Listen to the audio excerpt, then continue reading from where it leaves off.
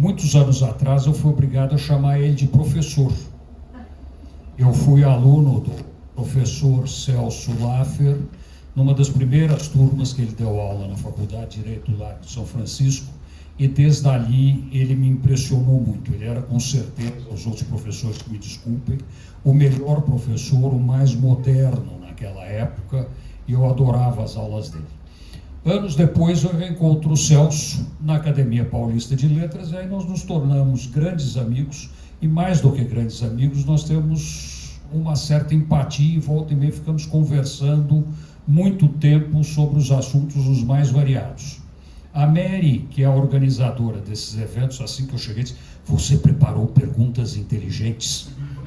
Eu vou dizer para vocês, eu não preparei nenhuma pergunta. Eu telefonei para o Celso anteontem e batemos um rápido papo por telefone, que é mais do que suficiente para nós darmos conta do tema literatura e diplomacia.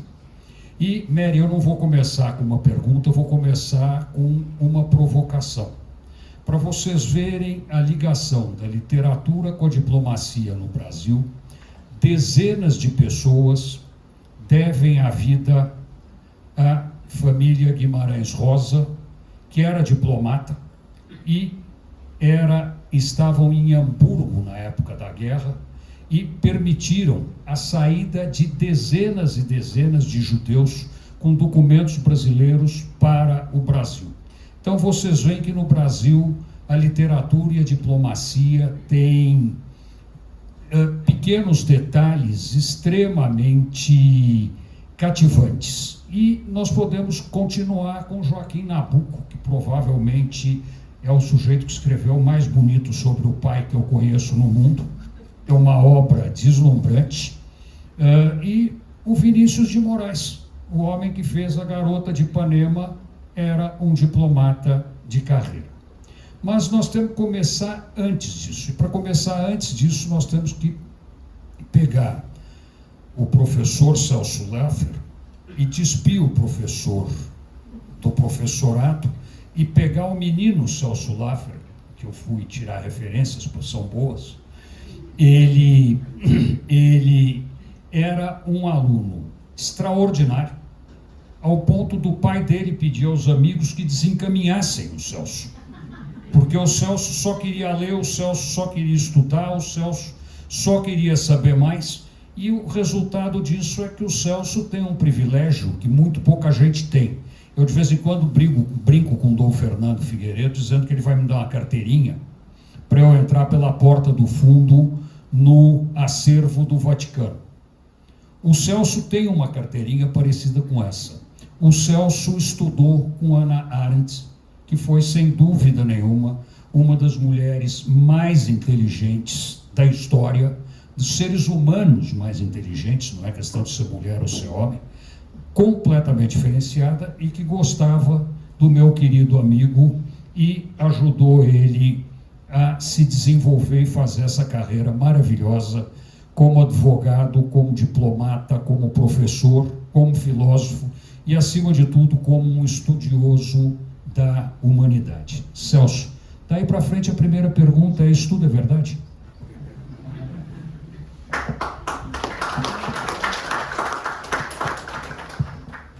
Aí, naturalmente, a pergunta é o que é a verdade e como é que ela se apresenta. Mas, tomando um pouco as instigações do Nico, e a propósito aí do fato de eu me dedicar muito... Fala nesse microfone aí, que parece o seu. E o fato de eu me dedicar muito aos estudos, a história é a seguinte: eu fui aluno também do professor Antônio Cândido, que era um extraordinário professor, uma pessoa excepcional. Por conta da dona Gilda, que frequentou aqui, aliás, esta casa e este museu, que era de Araraquara, minha mãe também foi criada em Araraquara, então nós tínhamos também uma relação pessoal. E por conta dessa relação pessoal havia, enfim, uma liberdade de conversa. Então, um dia, os meus pais, conversando com ele, disseram: olha, o Celso estuda demais, de maneira que, quem sabe, o senhor convence ele a estudar um pouco menos. E o Antônio Cândido diz, olha, eu na minha vida de professor tive uma quantidade enorme de pais que vieram me procurar para dizer, olha, vê se convence o meu filho a estudar um pouco mais. Esse é o único caso em que eu tive na minha vida de professor, de alguém, dos pais chegaram a me dizer, diga para ele estudar um pouco menos. Então, é um pouco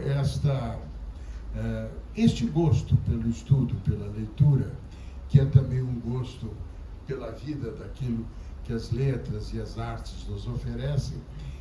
Eu vou começar um pouco com a instigação que o Nico fez a propósito do Guimarães Rosa.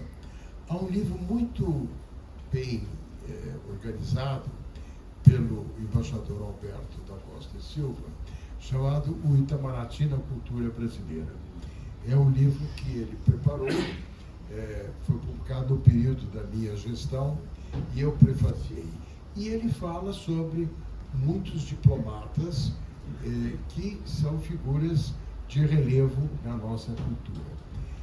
E eu, no meu prefácio, digo que, enfim, diplomacia brasileira é uma diplomacia de fundação, é uma diplomacia voltada para configurar aquilo que é a identidade nacional do país. Começando pelo Domingos José Gonçalves de Magalhães, Suspiros Poéticos e Saudades, com o qual se inaugurou o romantismo, que é o primeiro grande movimento literário brasileiro. E continuando com o Varnhagen, que é a figura que construiu a história, uma história do Brasil, e que reuniu a documentação que levou à construção dessa narrativa explicativa do país que nós somos.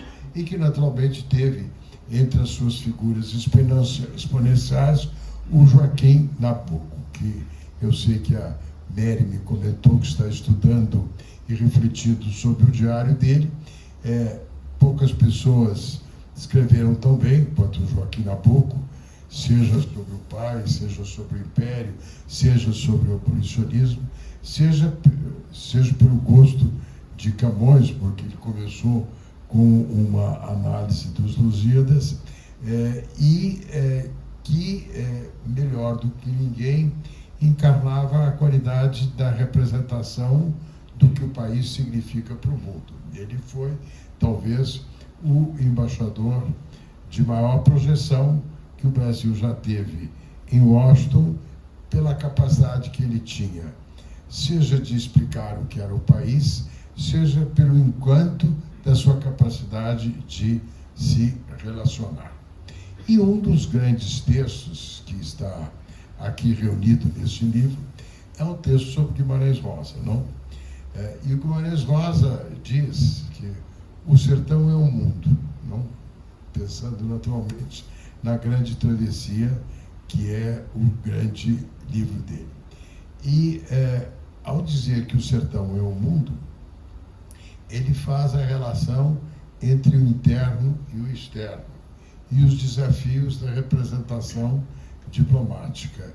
E, naturalmente, isso também deu a ele a oportunidade de exercer com coragem este papel que o Nico mencionou, de ter sido um dos diplomatas que, com coragem, enfrentou as dificuldades que então existiam nos anos 30 com o nazismo para a vida dos judeus na Europa e na Alemanha, onde ele trabalhou no consulado. Não? Há um filme que saiu, falando também da mulher dele, e que relata, não, com a vividez da imagem, as experiências que eles tiveram. Então, isso tudo é para dizer, no fundo, que há uma relação muito grande entre a diplomacia e a literatura.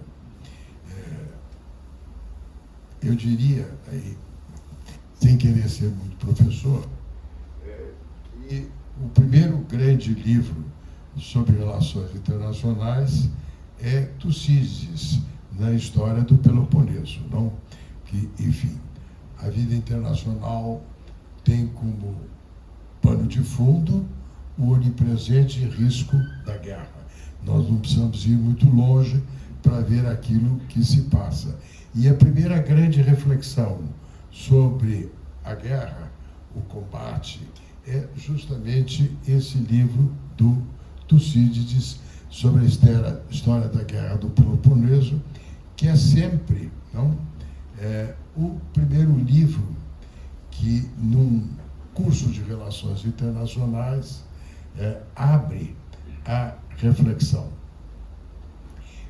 E para falar também sobre as relações entre os poetas e as relações internacionais, talvez o livro do século XX, que tenha antecipado, enfim, toda a temática das relações internacionais, é o livro do Valéry Regard sur le monde actuel, que é o primeiro livro em que os europeus se dão conta de que as civilizações são mortais e que, portanto, o tema das relações internacionais se coloca neste amplo cenário. Mas, para não ficar apenas com o Valéry e o início do século XX, eu lembro o Otávio Paz. Otávio Paz foi um grande poeta. Eu também fui aluno do Otávio Paz, o que também é um privilégio. E o Paz também foi diplomata. Um diplomata mexicano, também na tradição mexicana de grandes intelectuais atuando na vida diplomática, inclusive no Brasil, que é o caso do Alfonso Reis, que foi uma grande figura da inteligência mexicana e um grande diplomata no Brasil. E o Paz escreveu 2 livros que eu acho muito interessantes. Um chama-se Tempo Nublado e o outro chama-se Pequena Crônica de Grandes Dias. Então, bom, ele analisa a queda do Muro de Berlim e tudo o que isso significou de reordenação da ordem mundial. E em Tempo Nublado, porque ele foi embaixador na Índia e também foi encarregado de negócios no Japão, e tinha muito interesse pela China, ele tinha uma leitura do mundo que era muito abrangente. E aí ele, tentando analisar o que foi a revolução do Khomeini no Irã, ele fala num fenômeno que, a meu ver, hoje continua de grande presença, que é a sublevação dos particularismos. Não? E o que isso significa em matéria de instabilidade na vida internacional. E fala também que estávamos antecipando, naquele momento, o ressurgir no cenário internacional da China e da Índia, e como isso ia alterar a ordem mundial. Enfim, para também não alongar demais esta primeira resposta à instigação do Nico, eu fiz um grande curso com a Hannah Arendt, que eu já comentei em várias ocasiões, que chamava-se Experiências Políticas do Século XX.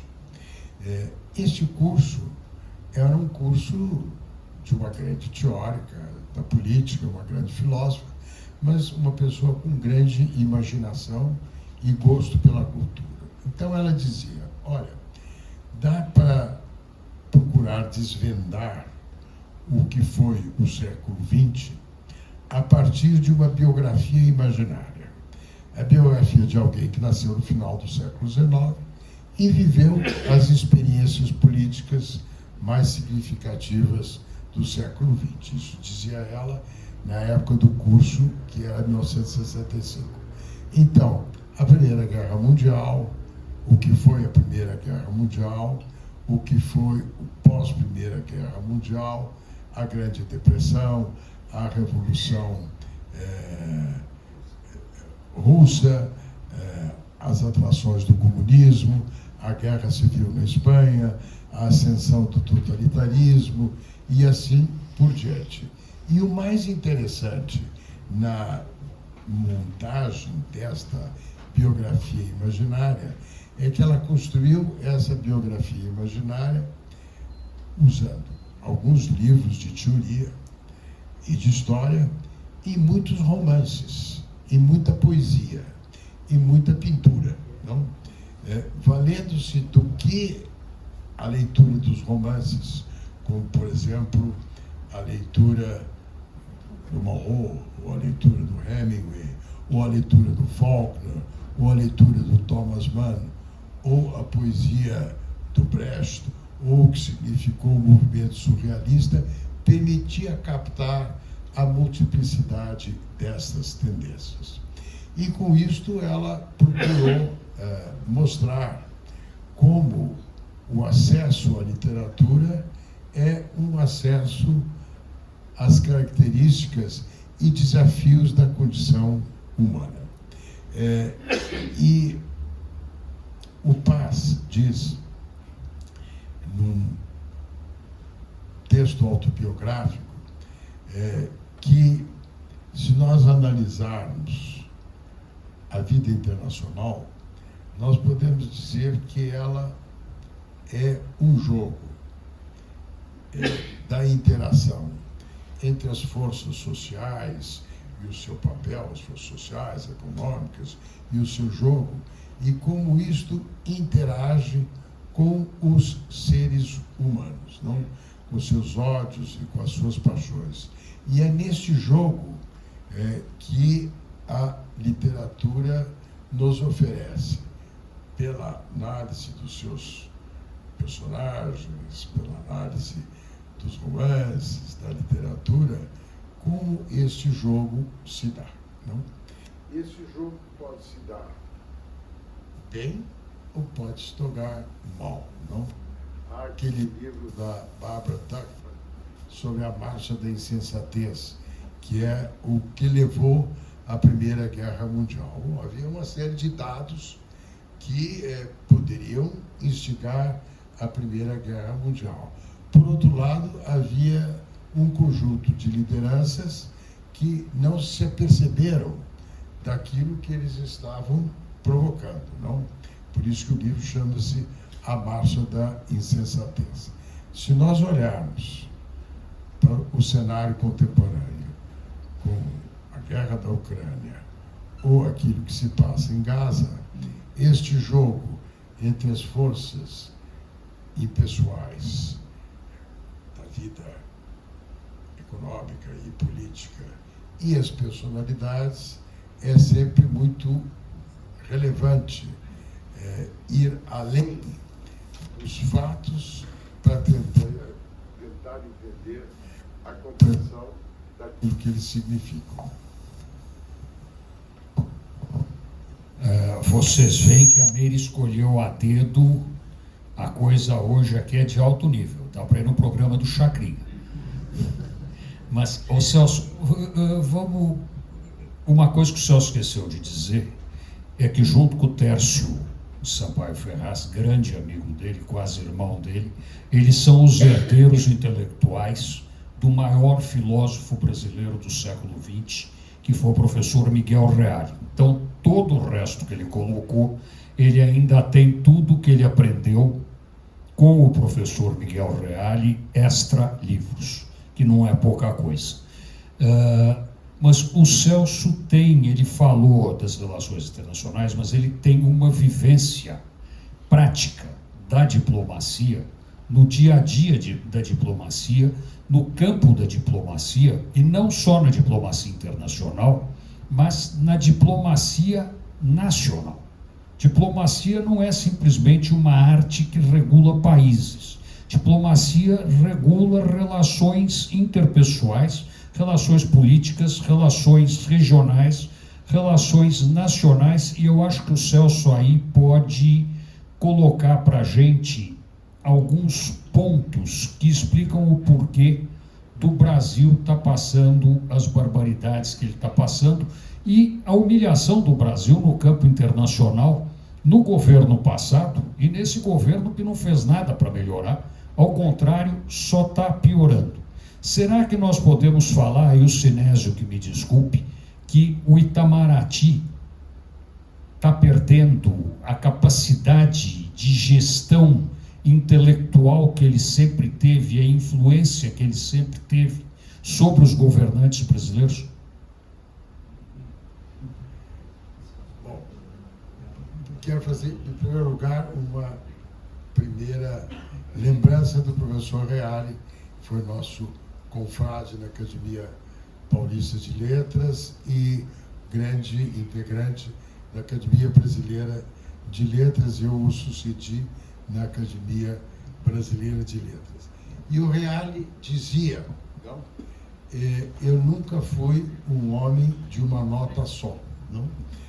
Sempre o que caracterizou o Reale foi a inquietação de uma grande inteligência e de uma grande cultura e a grande capacidade que ele tinha de dar a isso tudo um sentido de organização. Não? Os artigos que ele escreveu durante muitos anos para o Estadão, e que frequentemente ele chamava de variações, não? Variações em torno, enfim, da violência, do direito, do meio ambiente, e assim sucessivamente, eram sempre a expressão de como ele conseguia, na multiplicidade dos fatos, dar a eles um contexto e um sentido. De maneira que ter sido aluno dele foi também uma fonte de inspiração e uma fonte de instigação para o Tércio e para mim. E para o Sinésio, que não foi tão atento às aulas do Reale, mas que acabou tendo que lidar com elas no dia a dia do nosso longo convívio. Agora, você me falou sobre o Itamaraty. Eu acho, minha própria experiência de Itamaraty, Itamaraty é uma grande casa, não? Itamaraty é uma instituição de mérito. O Itamaraty é uma das grandes instituições do Estado brasileiro. Eu escrevi um texto uma vez chamado A Autoridade do Itamaraty. E usando aí também a Hannah Arendt, há uma diferença entre poder e autoridade. Então, a autoridade é menos que um comando, mas é mais do que um conselho. E justamente o Itamaraty, pela sua tradição, pelo seu repertório, pela experiência acumulada, teve, como diz, aliás, o nosso recupero, um papel na construção do país.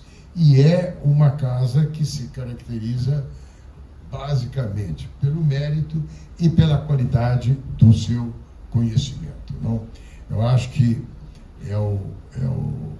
um grande exemplo é o próprio Barão do Rio Branco, que é, vamos dizer assim, a expressão de uma diplomacia do conhecimento. Uma diplomacia do conhecimento no sentido de uma instituição. Ele foi o grande institution builder do Itamaraty, porque no Império,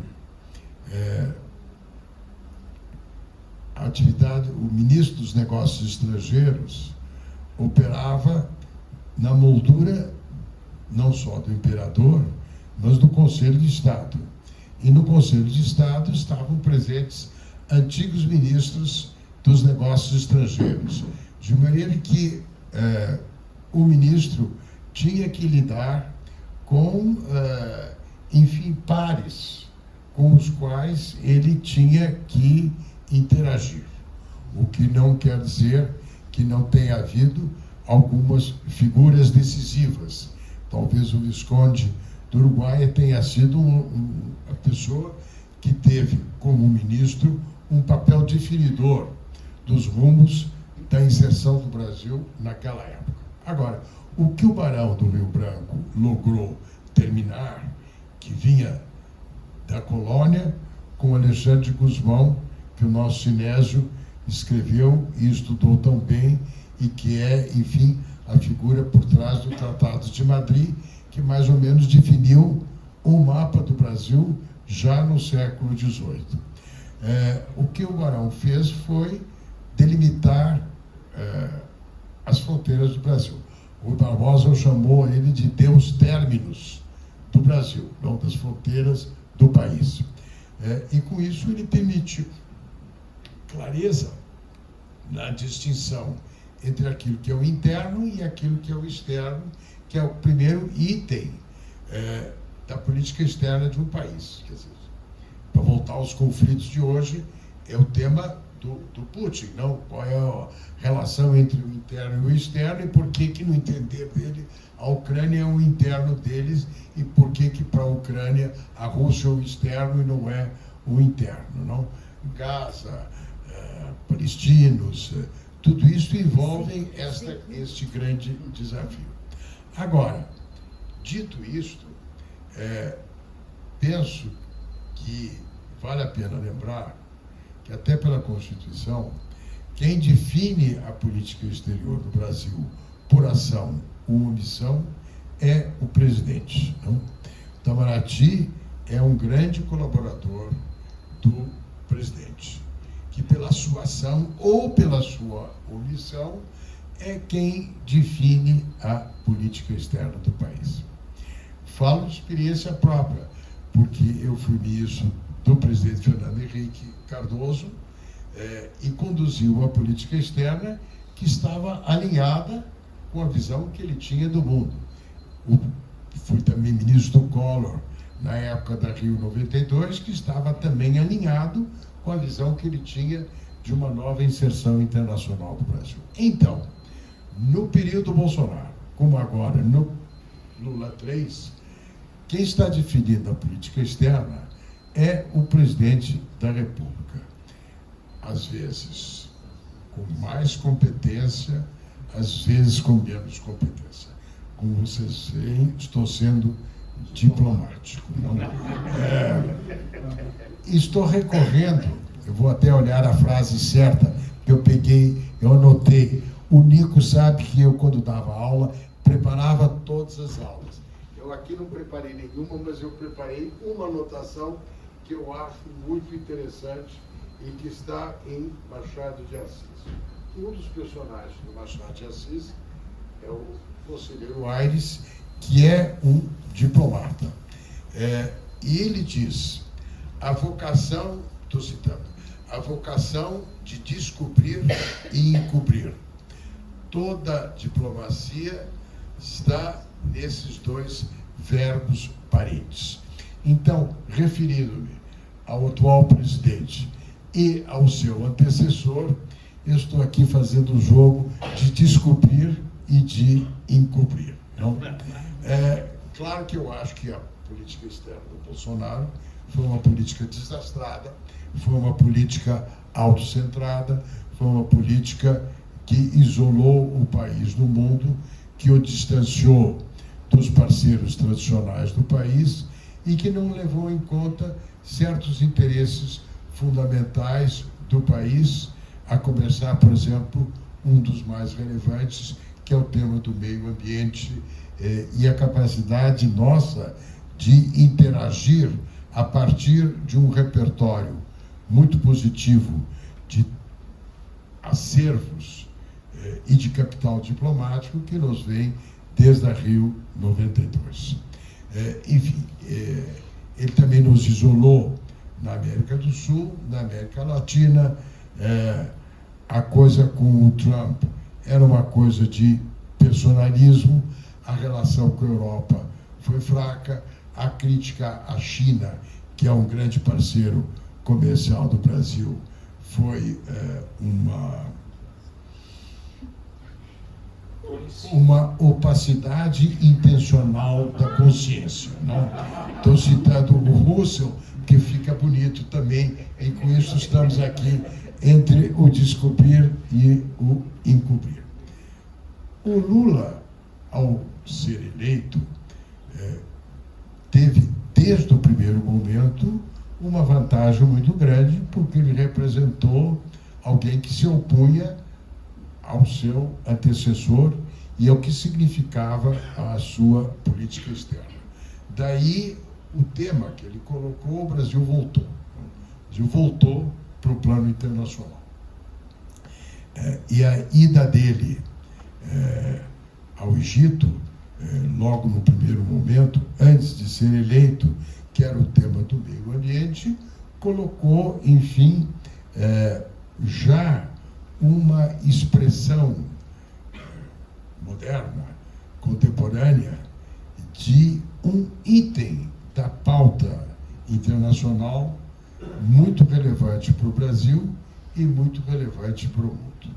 Bom, dito isto, para dizer o óbvio, a política externa é sempre uma avaliação daquilo que se passa no cenário internacional e de como esse cenário internacional pode ser construtivo e útil para as aspirações e os anseios do país.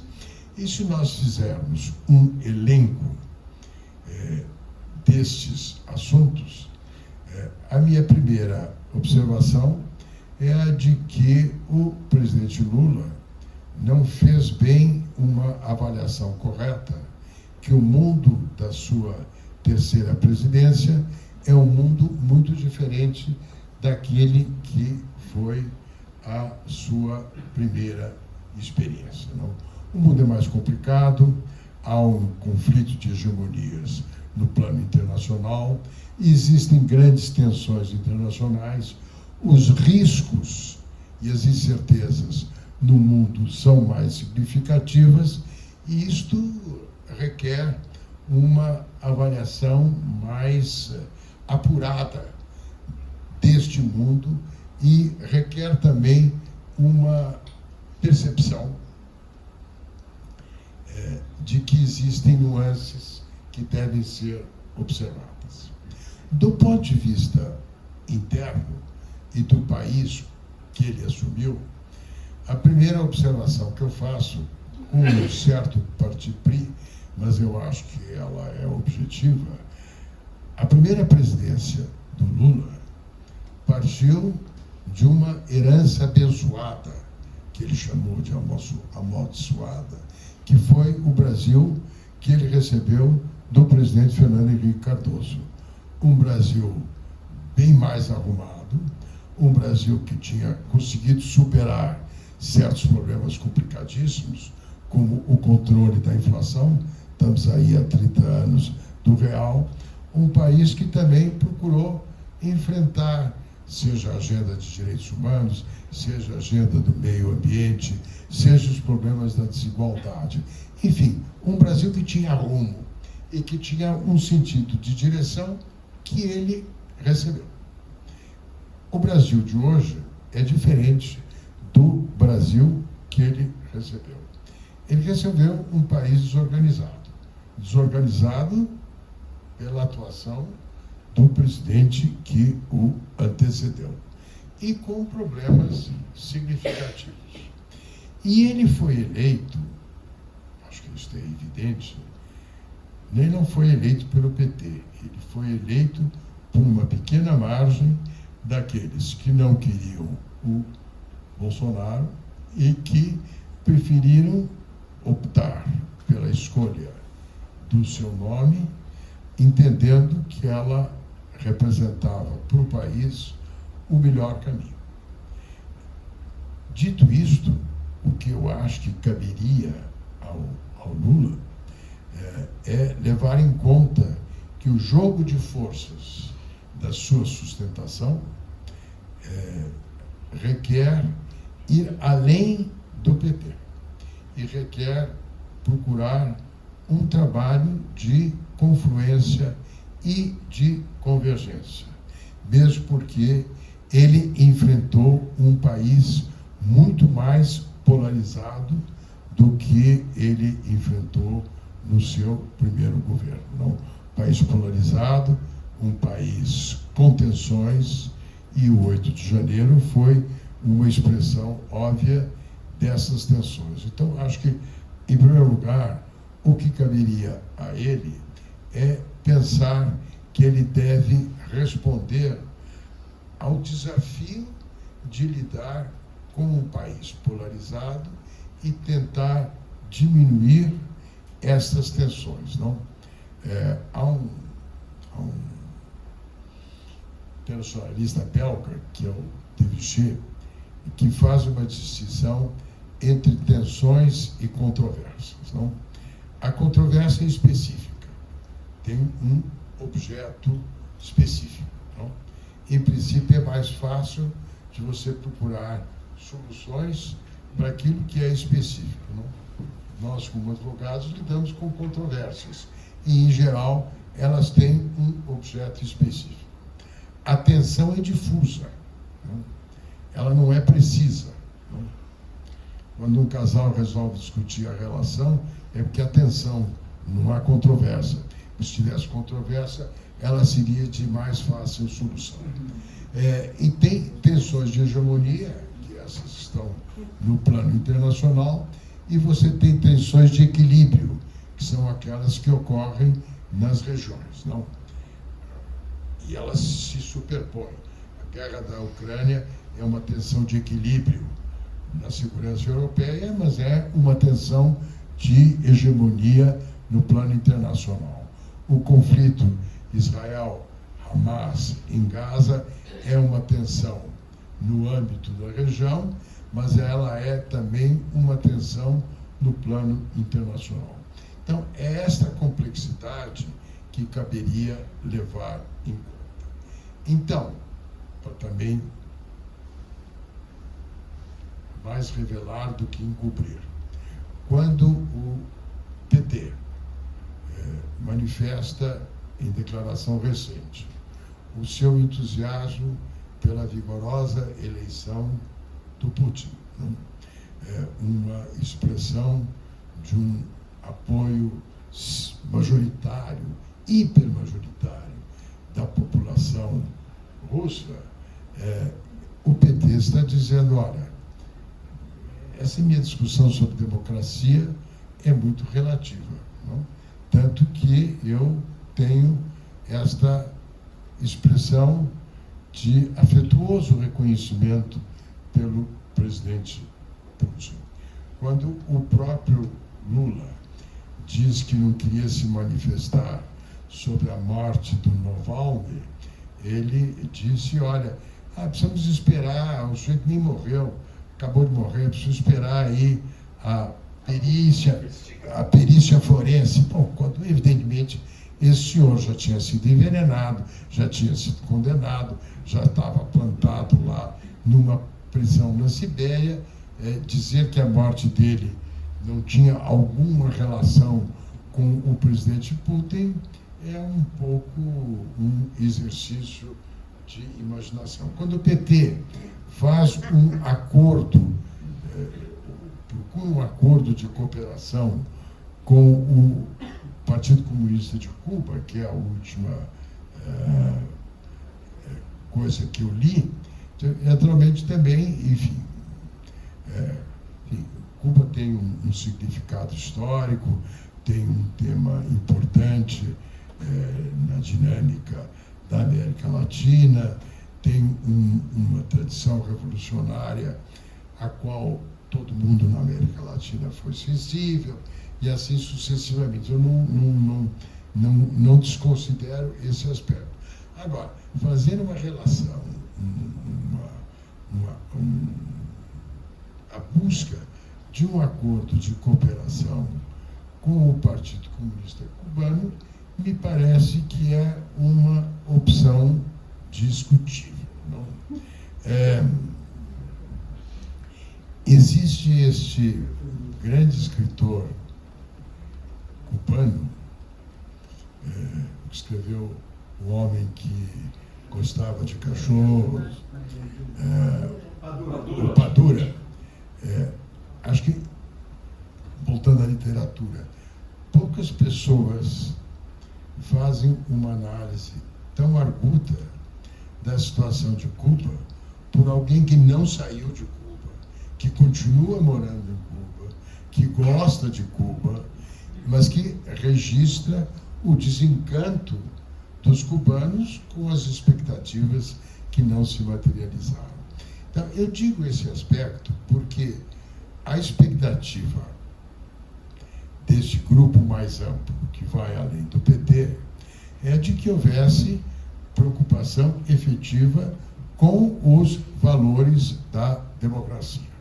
Afinal, quem apoiou a qualidade da eleição e a sua dimensão democrática foram os Estados Unidos e foram os europeus. Então, e o fizeram com base na aspiração e na relevância do papel da democracia, que é uma forma compartilhada no campo dos valores da maneira de conceber a vida em sociedade. Eu dou isto como um exemplo, eu acho, relevante do porquê o presidente não consegue ir além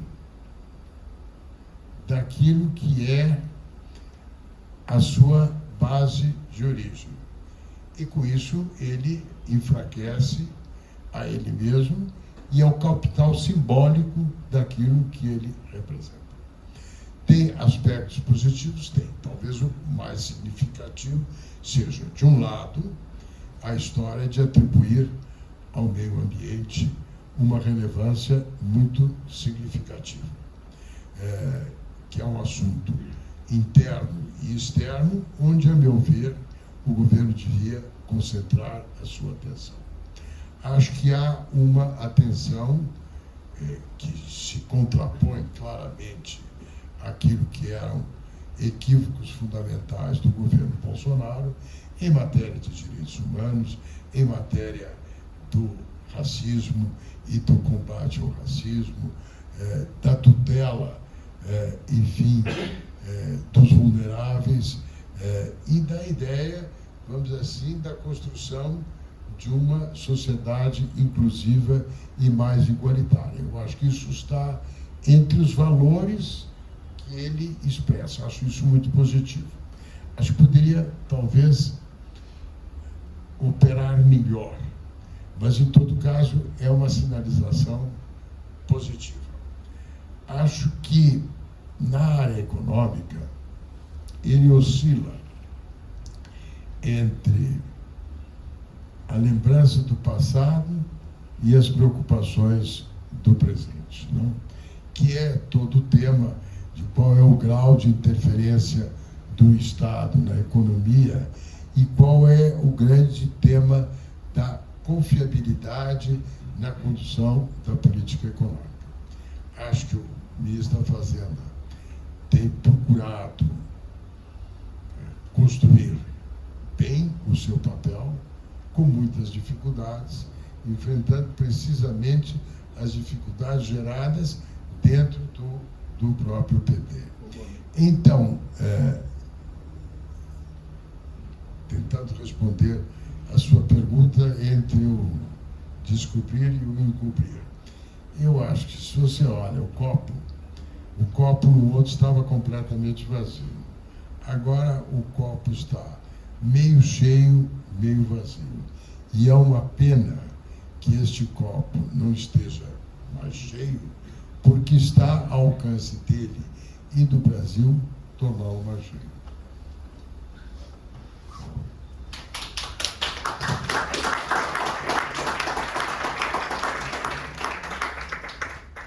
Eu podia acabar aqui, mas está tão interessante que eu vou continuar provocando o Celso. E vou provocar o Celso no campo que ele domina, porque ele esqueceu de contar também. Ele é professor emérito da USP, né? Professor emérito da Faculdade de Direito lá de São Francisco, que é da USP. Nós temos, hoje de manhã eu estava gravando meu podcast com o presidente do Tribunal de Justiça de São Paulo, desembargador Fernando Garcia, e nós estávamos discutindo, eu discuto muito isso com a Naline também, 92% dos alunos de direito que fazem o exame da Ordem dos Advogados do Brasil são reprovados. E tem faculdade de Direito funcionando há mais de 20 anos que nunca aprovou um único aluno num exame da OAB. É um dado apavorante e é um dado que explica muito a queda brutal da capacidade profissional brasileira, em todos os campos. Quer dizer, quando nós olhamos o que estão fazendo agora com as faculdades de medicina, e o nosso companheiro de academia, Raul Kutaiti, escreve alucinadamente contra isso e com toda razão, tem faculdade de medicina que o aluno ele não viu um defunto, ele não viu um hospital, porque as faculdades não têm hospitais universitários. Quer dizer, o sujeito se forma médico sem ter entrado num hospital. Ele não sabe o que é uma bolsa de transfusão de sangue. Então, o que eu queria colocar para o Celso um pouco é essa questão da educação, porque eu volto para quando eu fui vice-presidente do CIEE, um dia eu fui fazer uma palestra para a USP, para professores da USP, e eu coloquei 3 pontos. Eu disse: a USP tem, em primeiro lugar, que ensinar português para os seus alunos. Em segundo lugar, tem que, e aí são posições bastante heterodoxas, pelo menos dentro da USP, eu acho que o professor universitário tem que ter prazo de validade. Como acontece nos Estados Unidos, de tantos em tantos anos, você tem que mostrar que você continua atualizado, que você escreveu, que você produziu, que você participou de eventos, que você participou de obras científicas. E a terceira coisa que eu acho fundamental na USP é que a USP começou, em 1934, com um desenho de uma sociedade completamente diferente da sociedade brasileira atual. A sociedade brasileira atual privilegia o aluno rico estudando de graça, pago pelo aluno pobre.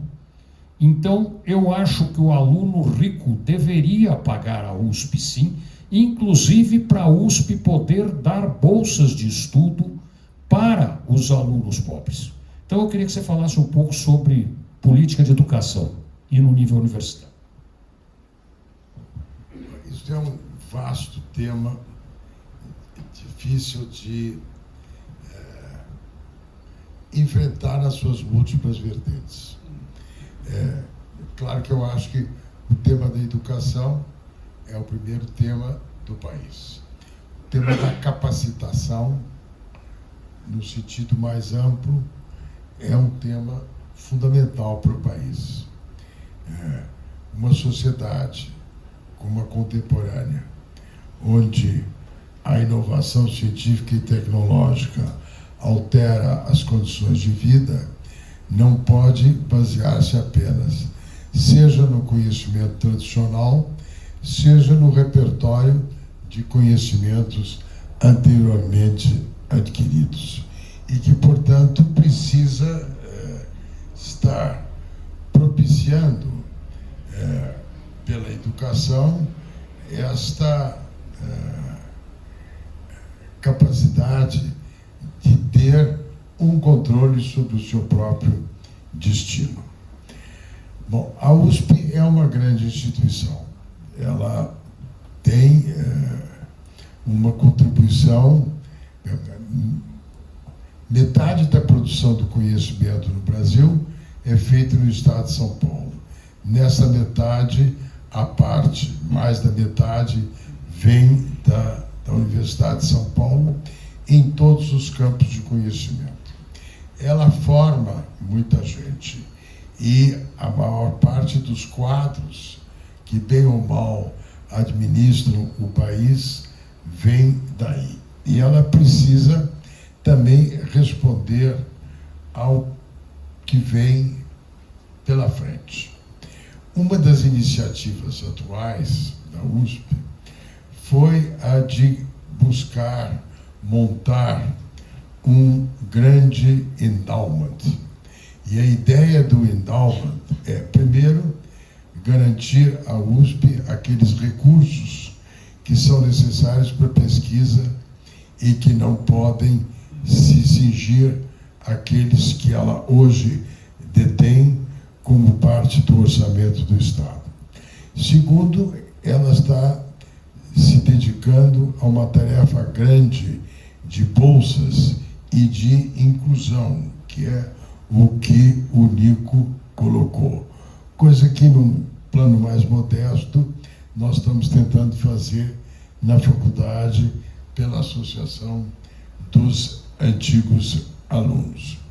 Acho que, fruto da minha conversa com as pessoas que estão hoje conduzindo os rumos da universidade, que ela está atenta a todos esses problemas que você, Nico, colocou. Mas isso merecia uma exposição própria. Talvez uma das coisas que você possa pensar junto com a Mary, num diálogo aqui, seja chamar o reitor ou a vice-reitora, alguém que ajude a ampliar o conhecimento desses novos rumos que a universidade está procurando traçar. Você está falando da USP. A USP eu citei como exemplo. Estou falando da educação. A USP é o contraponto à realidade da educação brasileira. Não tem dúvida. E aí eu acho que esse é um assunto da maior relevância, não? E que passa por uma visão de como a educação é decisiva para a sociedade brasileira. Isso passa por capacitação, isso passa pelos currículos, isso passa pelos professores, passa pela dedicação, passa pela valorização dos professores, enfim. Aí o Naline, que dirigiu a Secretaria de Educação, pode ser mais sábio do que eu na discussão desses assuntos. Eu não estou querendo fugir do assunto, nem do Naline, nem do Chalita, mas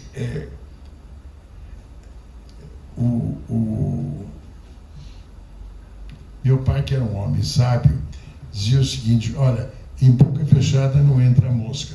Quando você não sabe bem o que você vai dizer, é melhor ter a sabedoria do silêncio.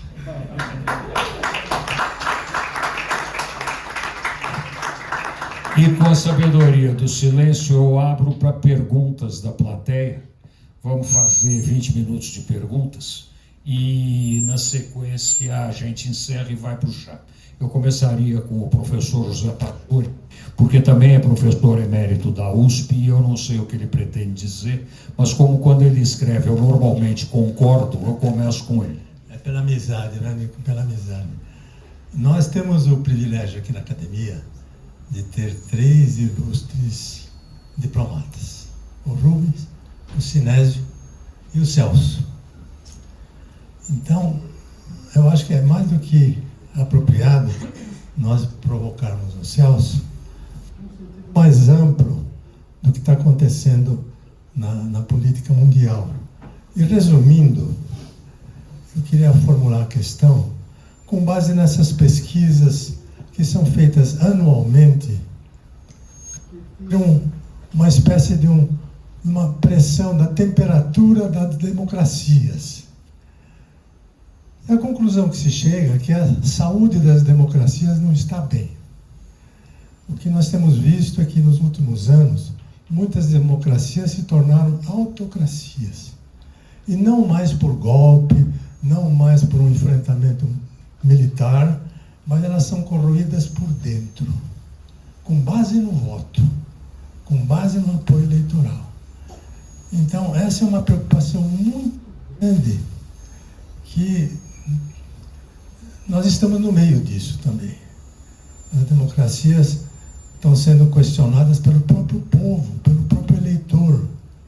Esse eleitor parece que, não sei se ele não quer a democracia, ou se ele não entendeu a democracia, ou se ele não está satisfeito com essa democracia. O que você, Celso, com a sua experiência, a sua cultura, a sua vivência, poderia dizer, para onde é que está indo a democracia no mundo?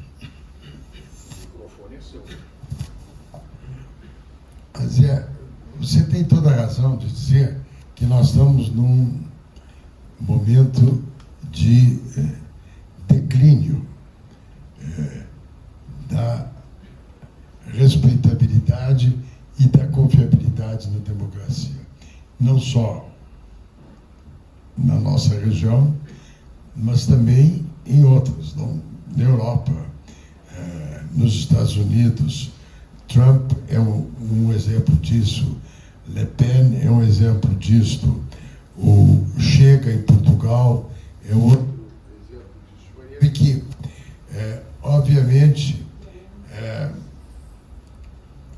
as instituições democráticas enfrentam uma crise de confiança, não? O Bob, que eu gosto sempre de citar, diz que a democracia é bisogno de fiducia, não? Precisa de confiança. Confiança nas instituições e confiança dos cidadãos e confiança dos cidadãos entre si e com as instituições. Há uma geografia das paixões que permeia a vida. Há um declínio da moderação. Há aqueles que se sentem, vamos dizer assim, à margem daquilo que é o movimento geral da sociedade e que se sentem, vamos dizer assim, abandonados e, por isto, ressentidos. Há um declínio dos partidos políticos que tinham uma função de organização. Não é preciso muito longe, basta olhar o nosso próprio país, não? O que era a estrutura partidária logo após a redemocratização e no que ela se transformou hoje, não? Como declínio institucional de organização de opiniões. E há também o impacto das redes e da era digital no cotidiano, não? O Aron, que você conhece bem e aprecia, diz que a técnica não faz a história, mas ela muda as condições em que os homens a fazem. Então, evidentemente, a era digital, a instantaneidade do que ela traz, o discurso de ódio, a falsificação, tudo isso são ingredientes que corroem a vida democrática e que se colocam para todos nós que somos defensores do caminho democrático muitas dúvidas e muitas inquietações, não? E eu aí, Zé, compartilho com você mais inquietações do que tenho condições de oferecer soluções, não? Eu tenho o penúltimo livro do Fernando Henrique, que é um livro muito interessante, é uma tentativa de explicar e dizer, não? Inclusive a ideia de que um país deve ser um espaço comum na qual se compartilha preocupações e se busca soluções. A polarização complica profundamente essa ideia desse espaço comum. Também não respondo a uma inquietação, me somo às suas. Beth Milan, por favor. Queria dizer duas coisas. Primeiro, que a relação entre o diplomata e a literatura, quando você falou do Otávio Paz, eu me lembrei, porque eu entrevistei o Paz, que o último livro dele foi sobre o amor. É um livro que se chama Dupla Chama, e nesse livro ele mostra como o amor só acontece quando a mulher é respeitada. Então, é uma conexão entre a história do mundo e a história subjetiva, né? Graças à força poética do Otávio Paz. Mas o que mais me chamou a atenção foi a oposição, foi a diferença que você estabeleceu entre tensão e controvérsia. Porque ela permite entender, ela permite estabelecer uma relação entre a guerra e a história subjetiva.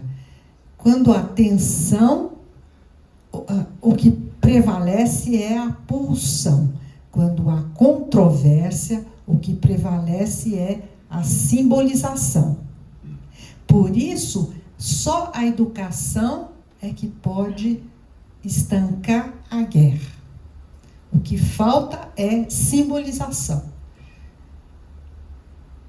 Não sei se essa diferença entre tensão e controvérsia foi estabelecida por você ou pela Hannah Arendt. Seja como for, é extremamente útil para pensar a relação entre a história do mundo e a história subjetiva.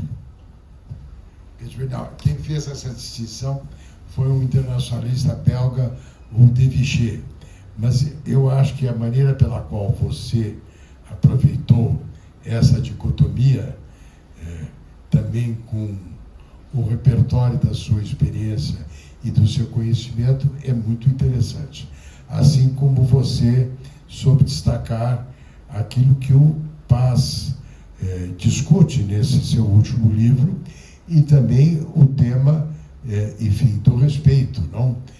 Do respeito pela mulher, como parte do respeito pela convivência humana, com o qual eu estou inteiramente de acordo. Que bom que eu te encontrei, porque eu queria te dizer que eu recebi o último número do Times Literary Supplement, que tem uma resenha do seu livro na edição americana. Eu não sei se você viu, mas se você não viu, eu te mando. Mas é muito simpática, mostrando como a nossa Beth está aí tendo a sua reflexão irradiada a partir também de outras línguas, que enfim, a experiência dela de ser psicanalizada por um personagem também tão desafiante como ele. Agora, o Bobbio, porque eu volto a ser, o Sinésio, que controlava os meus discursos, tirava todas as citações, não? Dizia, olha, tem que fazer nada de citação, a citação tem que ser como o Barão do Rio Branco, que escrevia diretamente um discurso que era a expressão de uma ação. Então ele cortava. Naturalmente, como eu me lembrava do que eu tinha citado, quando eu fazia o discurso, eu botava na expressão verbal todos os textos que ele me tirava. E, naturalmente, um dos que ele tirava com frequência era o Bob, porque eu citava ele sempre. O Bob tem... Miguel Reale, Tio Horácio. Ele ficou com tudo isso na cabeça. O Bob diz o seguinte sobre o negócio de paz e guerra, que no ponto final lida com o que você está colocando. Ele diz o seguinte, olha, há várias formas de pacifismo, não? Há um pacifismo voltado a meios, não? Então, dizer, solução pacífica de controvérsias, desarmamento. Há um pacifismo naturalmente de dimensão institucional. Você cria instituições que permitem o diálogo, o debate, e com isto diminui as tensões, tipo o ONU, para dar um exemplo óbvio. E diz ele, há um pacifismo de fins. O pacifismo de fins, diz ele, está voltada para como é que você lida com o ser humano. E aí são dois os temas que ele coloca. De um lado, o tema da educação, para voltar aí a um assunto que nós já discutimos. E, de outro lado, ele volta ao tema da análise, não? E do papel que a análise pode ter como um autoconhecimento que permite valorizar a paz. Respondi. Vou ler o Bob. É um livro muito. Os caminhos da guerra, o desafio da guerra e os caminhos da paz. É um livro muito interessante. Eu respondi a você melhor do que eu respondi ao José. Mas aí é uma questão de respeito e uma questão de bom senso. Ela é mulher. Eu gostaria de colocar para a reflexão de vocês que não há civilização no Oriente, no Ocidente, no Norte, no Sul, embaixo, em cima, onde vocês quiserem, que não tem 3 pontos em comum em qualquer época da história, desde que o macaco desceu da árvore e deu uma paulada na cabeça do outro macaco. Guerra, escravidão e prostituição. Nas suas diferentes formas, todas as sociedades do mundo têm isso. E o outro dia alguém me disse, o índio brasileiro não tem. Tem. Eu não sei se vocês sabem, quando o prisioneiro ia ser morto, até ele ser morto, a tribo dava para ele uma mulher com quem ele vivia maritalmente, e depois que ele era morto, a criança, se ela por acaso ficasse grávida, era adotada pela aldeia. Então, até na civilização ameríndia, na civilização índia brasileira, você tem uma certa forma da utilização da mulher para um determinado fim de prazer. E guerra e escravidão, um dado que muito pouca gente sabe e que me espanta muito saberem, é que no século XIX, 1.800.000 europeus foram escravizados. 1.800.000 europeus foram escravizados por sarracenos e por árabes que atacavam as cidades da Itália, cidades da Grécia e escravizavam mesmo, do mesmo jeito que escravizavam os africanos, ou que de alguma forma se escravizou o indígena. E hoje em dia eu pergunto a vocês, será que a grande liberdade que a gente diz que tem é liberdade mesmo? Ou nós somos mais escravos do que qualquer outro escravo foi em qualquer outra época do mundo? Inclusive usados pelas redes sociais, que nos fazem achar que nós somos o máximo e nós fazemos exclusivamente o que eles querem. Reflitam um pouco em cima disso e muita coisa do que o Celso falou vai estar respondido. Tinha mais pergunta. Quem mais queria perguntar? Você disse seu nome, por favor? Boa tarde, Isabela. Eu tenho uma pergunta para o professor, que é a seguinte. O senhor acredita que a polarização político-ideológica que a gente está vivendo hoje afasta, de alguma forma, a sociedade brasileira como um todo de questões importantes, mundialmente importantes, como as questões de discussão sobre a igualdade de gênero, a questão da diminuição das diferenças sociais, a questão da sustentabilidade e outras, porque eu percebo que quando vem, por exemplo, um anúncio de que o vestibular da USP do próximo ano terá exclusivamente livros de mulheres na prova de literatura, a discussão imediatamente parte para o ponto político-ideológico. O senhor acredita que isso nos afasta, de alguma maneira, dessas discussões contemporâneas mundiais? Olha, pergunta desafiante que você faz, não? Porque, evidentemente, toda a temática dos direitos humanos se baseia na ideia da igualdade e da não discriminação. Não? Esse é o ponto de partida de todo o tema dos direitos humanos. E ela tem uma dimensão de universalidade.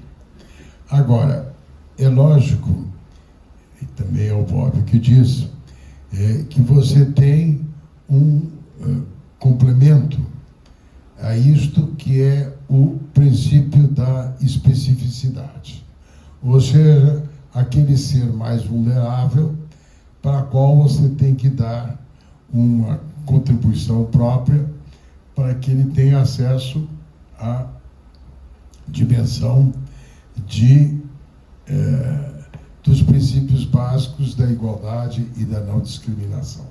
Então, o exemplo que o Bob dá, na época em que ele escreveu, são os mais velhos, as mulheres, as crianças, os deficientes físicos e assim sucessivamente. Eu acho que hoje a temática dos direitos humanos é uma temática em que está em jogo como é que você equilibra a relação entre a dimensão de universalidade e a dimensão de particularidade, que é todo o tema da identidade. É claro que, levando em conta a existência de um passado de restrições, há sempre o tema do reconhecimento, não? O reconhecimento também tem uma dimensão reparadora, não? Que é a de inserir, pela presença na agenda do tema que estava mais submerso. O capítulo do racismo, o capítulo da condição feminina também é um bom exemplo. Eu vi também esta lista de leituras para o vestibular da USP. Eu acho que caberia ter uma válida presença de mulheres nesta lista. Eu não acho que ela deveria ser só de mulheres, porque eu acho que aí o jogo entre o universal e o particular se perde. É a minha avaliação, não? E eu acho que estaria melhor equilibrado. Mas como eu não tive responsabilidade nem de fazer a lista, nem de dizer como é que a lista deveria ser composta, é uma primeira reação externa que eu tenho ao assunto.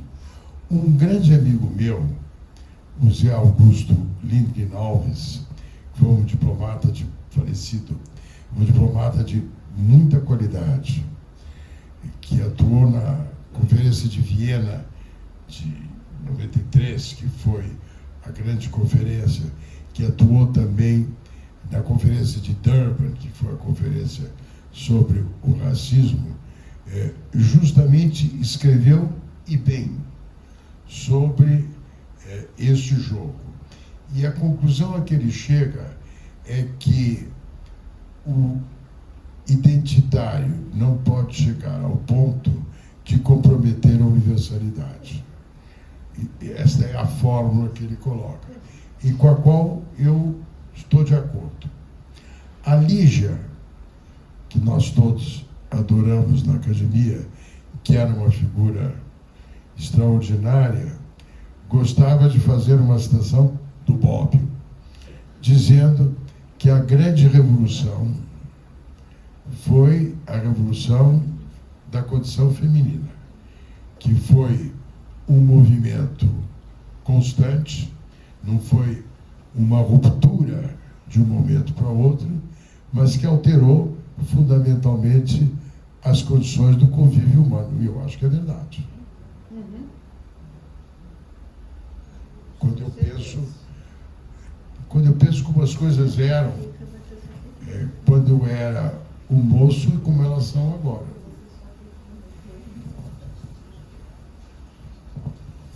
Temos mais uma pergunta? Só dando um dado para completar isso que o Celso acabou de colocar e que o Nalini conhece no avesso. O presidente do tribunal está na magistratura há 43 anos. No exame dele, entraram 3 mulheres para juíza.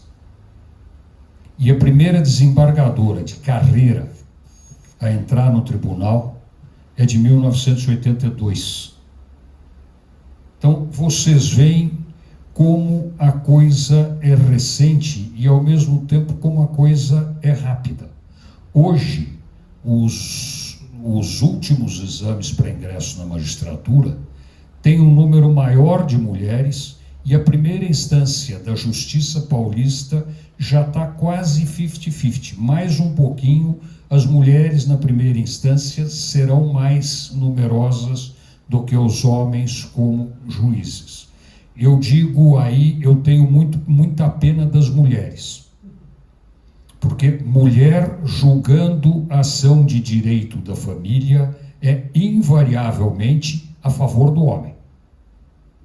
Isto experiência de advogado e falado pelo presidente do tribunal no podcast hoje. É uma coisa curiosíssima, mas que acontece. Então, esse processo que você coloca muito bem, é um processo que está adquirindo um ritmo natural, porque está com a queda das barreiras. Por exemplo, tinha um corregedor de justiça de São Paulo, desembargador Alves Braga, de quem o Nalini escreveu uma pequena biografia e que era meu primo. O Alves Braga olhava para mim e dizia: primo, tem mulher que quer ser juíza. Qual o sentido de uma mulher querer ser juíza? Isso era um homem inteligentíssimo, competentíssimo, culto, preparado para o desempenho da função dele, mas aquilo era a visão que se tinha. A visão dele não era uma visão atemporal, nem uma visão estranha aos movimentos sociais daquele determinado período. O que nós não podemos fazer, sob risco de cometer erros crassos, é querer julgar com a realidade de 2021 o que aconteceu no passado. E não só no passado distante, não só 2000 anos atrás, quando Helena de Troia mostrou que a mulher era muito mais competente do que o homem, tanto que eu não sei se vocês repararam, mas o final da Ilíada é absolutamente fantástico. O casal que acaba feliz é Menelau e Helena, sendo que a guerra e a desgraça inteira daqueles 10 anos foi causado pela Helena, que foi embora com Paris, que chamou os príncipes gregos para buscarem Helena de volta. O Menelau não quer que a Helena seja morta nem coisa nenhuma. O Menelau quer que a Helena volte para a casa dele. E a Helena volta para a casa dele, e se vocês olharem, ele e o Ulisses têm o final feliz na história da Ilíada e da Odisseia. Sendo que o Ulisses, para ter o final feliz, teve que passar mais 10 anos navegando e tomando pancada até chegar em Ítaca. Então, vamos pensar sempre no momento histórico em que cada coisa está acontecendo. Se vocês quiserem uma coisa que não mudou na história, eu vou citar ela porque ontem eu estava lendo isso, um dos documentos mais interessantes que existem é a carta do Pero Vaz de Caminha para o rei de Portugal. E o Pero Vaz de Caminha inaugura a nobre instituição de pedir emprego para parente no final da carta. Isso não mudou, continua exatamente igual. Já tinha mais uma pergunta, não tinha? Em seguida. Oi, Celso, nós somos colegas de colégio, por isso eu me dirijo a você como Celso. Tudo bom? Voltando à questão que dá o nome a esse encontro, né?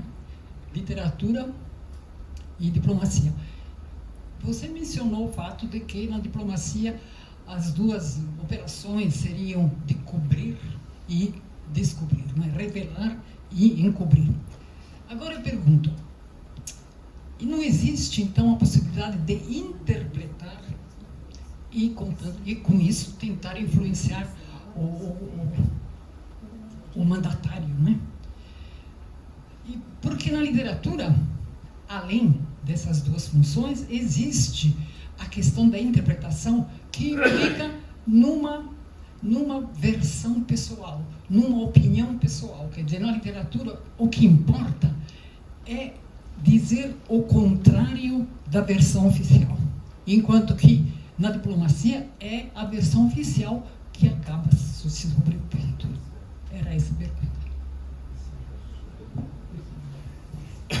Bem, a citação que eu fiz foi a citação do que disse o Machado de Assis. Não? O Machado de Assis é que faz o conselheiro Aires como um exemplo criativo dele de um diplomata, dizia que são essa a dinâmica destes dois verbos. Não? O Bose, na leitura desta personagem machadiana, naturalmente vai além e explica ou faz a interpretação do que no romance é este jogo de descobrir e de encobrir.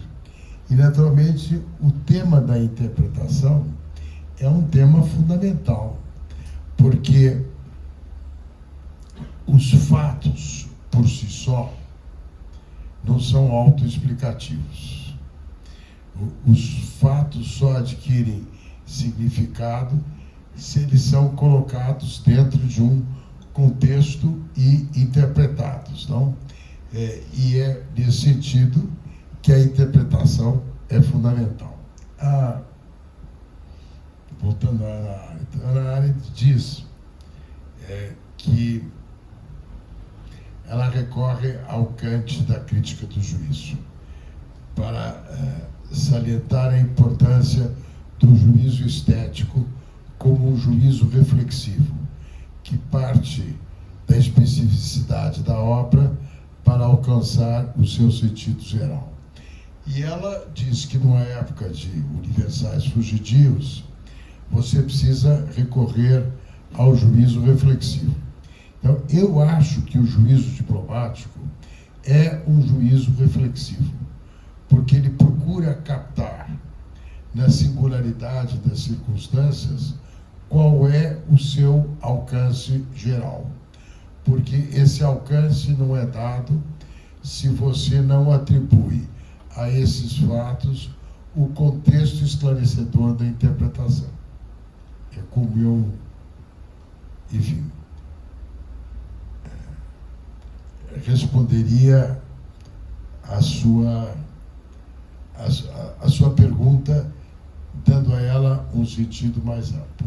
Agora, também para concluir com o Machado de Assis e para dar a importância da interpretação, quando ele diz que um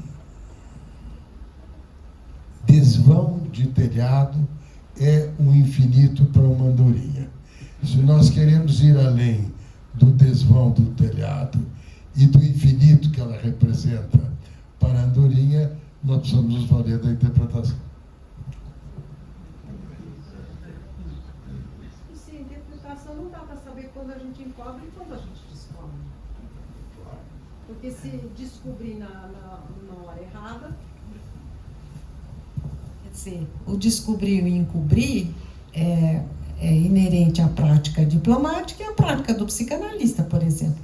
Se ele revelar numa hora que não é a boa, a revelação será uma forma de inépcia. Então, implica a interpretação. Sendo que você precisa explicar o que é descobrir e o que é encobrir. Você pode estar se descobrindo, se encobrindo. Bom, eu queria agradecer a presença de todos, agradecer a participação de todos, agradecer especialmente ao meu querido amigo Celso Laffer o privilégio dessa tarde excepcionalmente inteligente e esclarecedora e passar a palavra ao nosso anfitrião.